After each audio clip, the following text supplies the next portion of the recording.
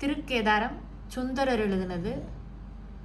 உத்தரகண்ட் மாநிலத்தில் இருக்கக்கூடிய கேதாரநாத், அதை தான் திருக்கேதாரம்னு தமிழில் பேர் வச்சுருக்காரு. கேதார்நாத்துங்கிறது இந்தியாவினுடைய புனித தலமான சைவ திருத்தலம்.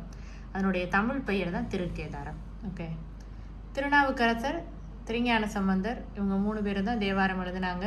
அந்த தேவாரத்தில் 7வது திருமுறை எழுதினவர் சுந்தரர். இவருடைய திருத்தொண்ட தொகையை முதல் நூலாக கொண்டு சேக்கிழார் தான் பெரிய புராணம் எழுதினார்.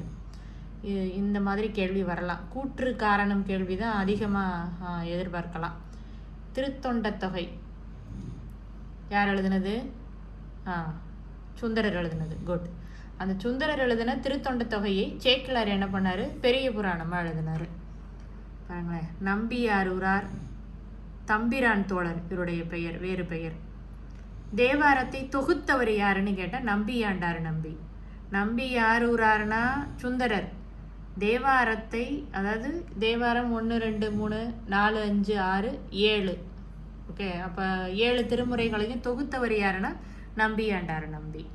அதில் வரக்கூடிய பொருள் கூறுக சில சொற்கள் இருக்குது பாருங்களேன். கனகச்சுனைனா பொன் வண்ண நீர்நிலை, மத வேளங்கள் மத யானைகள், பழவேனா முதிர்ந்த மூங்கில். காளகஸ்தி அந்த இடத்துல இருந்து இமயமலையில் இருக்கக்கூடிய இறைவனை பாடினார் யாரு? சுந்தரர். அதுதான் இந்த திருக்கேதாரம்.